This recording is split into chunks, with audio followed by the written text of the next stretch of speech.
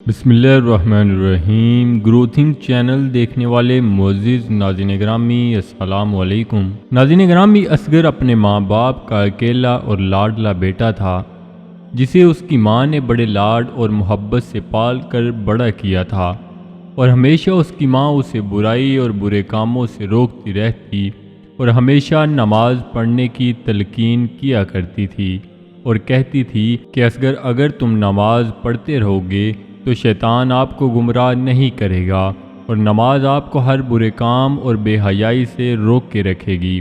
اصغر بھی اپنے ماں باپ کی بات کو کبھی منع نہ کرتا تھا اور ہمیشہ اپنی ماں کی ہر بات مانتا۔ وہ جس محلے میں رہتے تھے وہاں پر بہت سے ایسے گھر تھے جہاں کی عورتیں پیسوں کے بدلے اپنا جسم بیچتی تھیں، جس کی وجہ سے اس کی ماں اصغر کو گھر سے بھی نہ نکلنے دیتی اور اسے ہمیشہ نماز اور قرآن پڑھاتی رہتی۔ ان کی مجبوری تھی کہ وہ اس محلے سے کہیں دوسری جگہ پر شفٹ بھی نہ ہو سکتے تھے، کیونکہ اصغر کے ابا جان ریلوے میں ملازمت کرتے تھے۔ اگر وہ اس گھر کو چھوڑ کر کہیں دور چلے جاتے تو ان کی ابا جان کی نوکری کو خطرہ تھا، کیونکہ وہ جس گھر میں رہتے تھے انہیں وہ سرکاری گھر ملا ہوا تھا۔ ناظرین گرامی، اصغر چونکہ نیک اور نمازی لڑکا تھا اور وہ گھر سے باہر نکلتا بھی تو صرف مسجد جاتا اور مسجد سے سیدھا واپس گھر آ جایا کرتا تھا۔ ان کے پڑوس میں ہی ایک عورت رہتی تھی جو پیسوں کے بدلے جسم فروخت کا کام کرتی تھی۔ وہ اکثر اسے گلی سے گزرتے دیکھتی اور اسے گھر آنے کا کہا کرتی تھی، لیکن اصغر خاموشی سے گزر جاتا اور اس کی بات پر دھیان نہ دیتا تھا۔ وہ عورت بھی اصغر پر فریفتہ ہو گئی تھی اور وہ چاہتی تھی کہ کسی بھی طرح اب اصغر میرے گھر پر آئے، لیکن اصغر تو ایسا سوچ بھی نہیں سکتا تھا۔ کافی دن اس نے اپنے دروازے میں کھڑے ہو کر اصغر کو آوازیں بھی دیں اور ایک دن تو اس کا راستہ بھی روکنا چاہا، لیکن اصغر اس کو کچھ بھی کہے بغیر خاموشی سے گزر گیا۔ اب وہ عورت بھی ضد پر آ گئی تھی کہ میں بھی اب اصغر کو گھر لا کر ہی چھوڑوں گی۔ اس عورت کی ایک چھوٹی بہن بھی اسی کے گھر پر رہتی تھی، لیکن محلے میں اسے کوئی بھی نہ جانتا تھا اور نہ ہی اسے کسی نے کبھی دیکھا ہوا تھا۔ اس عورت نے اس کا سہارا لیا اور کہا کہ آپ کسی بھی طرح سے اصغر کو اپنے جال میں پھنساؤ گی اور تم خوبصورت ہو، کسی نے آپ کو دیکھا بھی نہیں ہوا، آپ تو ان کے گھر بھی جا سکتی ہو۔ اس عورت کی بہن نے بھی حامی بھر لی اور کہا کہ میں اصغر کو ضرور گھر لا کر ہی چھوڑوں گی۔ دوسرے ہی دن وہ اصغر لوگوں کے گھر چلی گئی اور ایسا لباس پہنا ہوا تھا کہ ہر دیکھنے والے کو وہ ایک نیک اور پرہیزگار عورت لگتی تھی۔ وہ اصغر کے گھر جا کر بیٹھ گئی اور اس کی امی کے پوچھنے پر اس نے بتایا کہ میں اس محلے میں نئی آئی ہوں اور فلاں گلی میں رہتی ہوں، اور میں نے سنا تھا کہ آپ کا بیٹا کوئی قرآن کا حافظ ہے اور میں قرآن کے بارے میں کچھ جاننا چاہتی ہوں، تو براہ مہربانی آپ کچھ وقت اسے میرے پاس بٹھا دیا کریں اور میں روزانہ آپ کے گھر ہی آ جایا کروں گی۔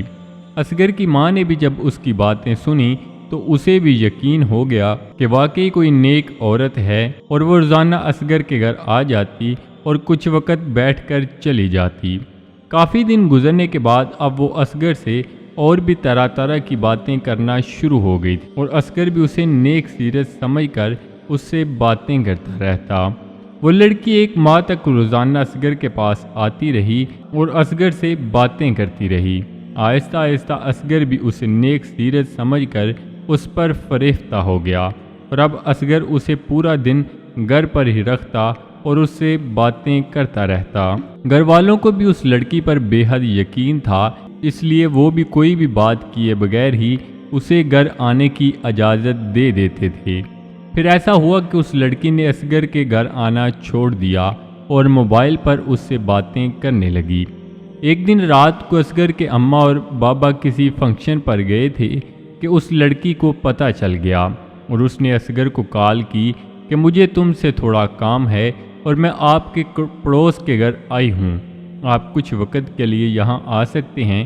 اصغر نے بہت منع کیا کہ وہ لوگ اچھے نہیں ہیں، اگر کسی نے مجھے ان کے گھر جاتے دیکھ لیا تو ہماری بدنامی ہو جائے گی، لیکن لڑکی کے بار بار اصرار کرنے پر اصغر ان کے گھر چلا گیا۔ گھر جا کر اس کے پاس بیٹھ گیا اور پوچھنے لگا کہ کرو بات جو کرنی ہے، میں نے یہاں سے جانا ہے۔ وہ اصغر کو کمرے میں بٹھا کر پانی لینے کے بہانے کمرے سے ابھی باہر نکلی تو اچانک سے اس کی بڑی بہن جو اصغر کو گھر لانا چاہتی تھی ایک نازیبا لباس میں کمرے میں داخل ہوئی اور اصغر کو دعوت گناہ دینے لگی۔ اصغر یہ سب دیکھ کر چونک گیا اور اللہ پاک سے دعا کرنے لگا کہ یا اللہ پاک، آج تو ہی ہے جو میری عزت رکھ لے۔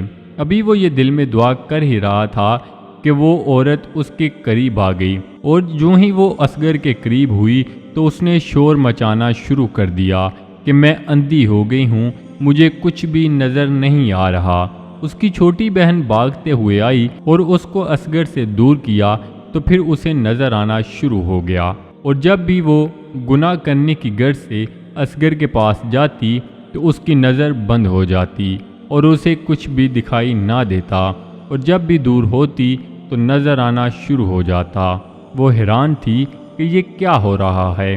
کافی دیر تک ایسے ہی چلتا رہا اور پھر اچانک وہ اصغر کے پاؤں میں گر کر معافی مانگنے لگی کہ مجھے معاف کر دو، میں نے بہت بڑی غلطی کی ہے۔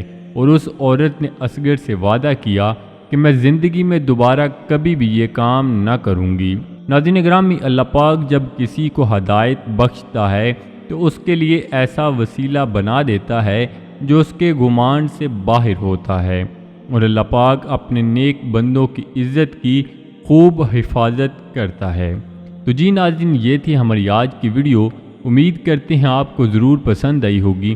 ویڈیو کو لائک کر کے دوستوں کے ساتھ شیئر کرنا مت بھولیے گا، اور نئے آنے والے دوستوں سے گزارش ہے کہ چینل کو ضرور سبسکرائب کر لیں اور ساتھ لگے بیل آئیکن پر لازمی کلک کر دیں تاکہ مستقبل میں اپلوڈ ہونے والی ویڈیوز کا نوٹیفیکیشن آپ تک بر وقت پہنچتا رہے۔ تو جی ناظرین، ملتے ہیں ایک نئی ویڈیو کے ساتھ۔ اپنا بہت سارا خیال رکھیے گا، دعاؤں میں یاد رکھیے گا۔ اللہ نگہبان۔